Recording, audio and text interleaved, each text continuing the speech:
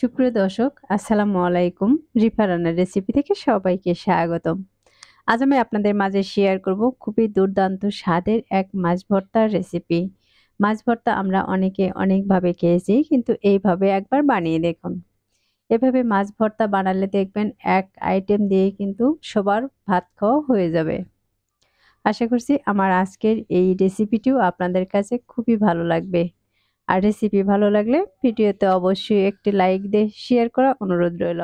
আর আমার চ্যানেলে এরকম নতুন নতুন রেসিপিগুলো দেখার জন্য চ্যানেলটি অবশ্যই সাবস্ক্রাইব করে পাশে থাকা বেল আইকনটি অন করে রাখবেন। তাহলে আর কথা না বাড়িয়ে চলুন মূল রেসিপিটি একবার দেখে নেই। এই ভর্তাটি বানানোর জন্য আমি এখানে কিছু মাছ নিয়েছি, কিছু কাঁচামরিচ, রসুন আর পেঁয়াজ। এবার এগুলোকে তেলে দিয়ে ভেজে নিব। তার জন্য কড়াইতে দিয়ে দিচ্ছি পরিমাণ মতো সরিষার তেল। আমি এই ভর্তাটা কিন্তু একটু সরিষার তেল দিয়ে বানাবো। আর ভর্তাগুলো কিন্তু একটু সরিষার তেল দিয়ে বানালে খেতে ভালো লাগে।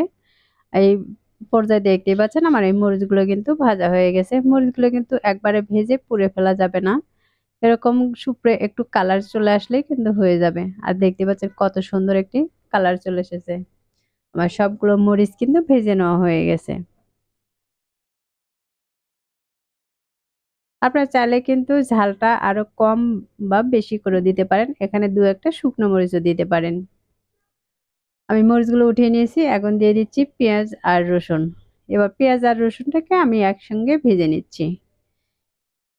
পেঁয়াজটাকে আমি একটু লাল গোল্ডেন কালার করে ভেজে নিব।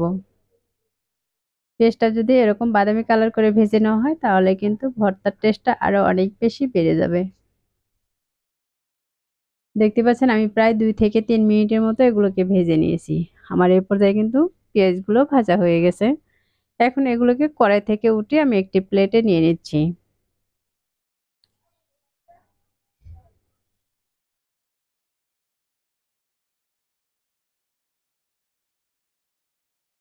আমি সবগুলো উঠিয়ে নিয়েছি। এখন যে মাছটা ভর্তা বানাবো সেই মাছটাকে আমি তেলের মাঝে দিয়ে দিচ্ছি।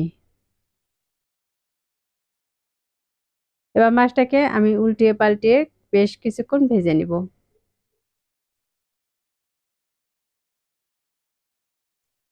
এই মাছটা কিন্তু ভেজে আবার একদম মচমচে করা যাবে না। যেহেতু মাছটা আমি ভর্তা বানাবো, তাই একটু নরম অবস্থায় কিন্তু এটাকে উঠিয়ে নিব। এ পর্যায়ে আমার মাছটা কিন্তু ভাজা হয়ে গেছে। এখন এটাকে উঠিয়ে নিচ্ছি। আমি সবগুলো ভেজে এখানে উঠিয়ে নিয়েছি।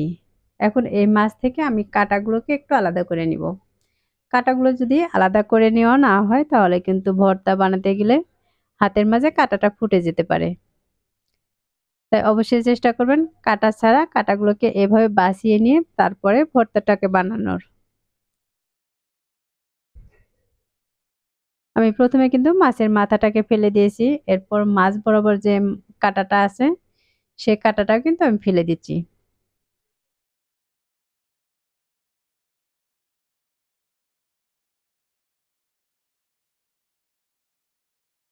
আমি কিন্তু ছোট মাছ থেকেও কাঁটাগুলো আলাদা করে নিয়েছি। আমি সবগুলো মাছ থেকে কিন্তু কাঁটাগুলো খুব সুন্দর করে বেছে নিয়েছি। এখন মরিচের উপরে আমি দিয়ে দিচ্ছি স্বাদ মতো লবণ। লবণটা আপনারা আপনাদের টেস্ট অনুযায়ী দিয়ে দিতে পারেন। আমি হাফ চামচ থেকে একটু কম দিয়েছি। যদি এটা লাগে তাহলে কিন্তু আমি আবারও পরে দিয়ে দিব।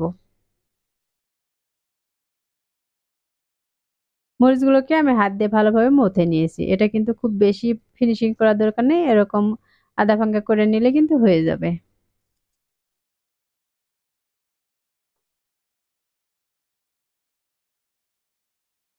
এবার পেঁয়াজ আর মরিচটাকে আমি একসঙ্গে ভালোভাবে মাখিয়ে নিচ্ছি।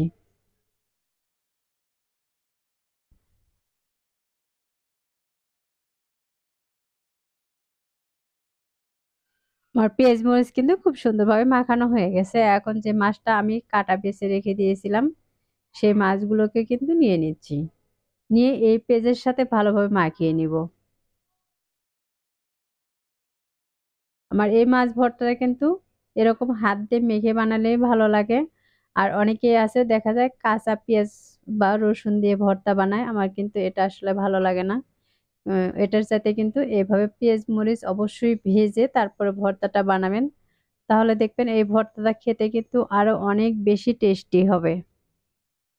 তাহলে দর্শক, আশা করছি আমার আজকের রেসিপি আপনাদের কাছে খুবই ভালো লেগেছে আর সহজও লেগেছে।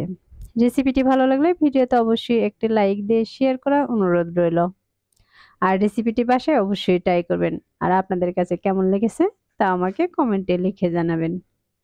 আমার চ্যানেলটি এখনো সাবস্ক্রাইব করে না থাকলে চ্যানেলটি সাবস্ক্রাইব করে আমাকে সাপোর্ট করবেন। তাহলে আর কথা না বাড়িয়ে আজকের মতো এখানেই বিদায় নিচ্ছি। সবাই ভালো থাকবেন, সুস্থ থাকবেন আর আমার এরকম নিয়মিত রেসিপির সাথেই থাকবেন। আল্লাহ হাফেজ।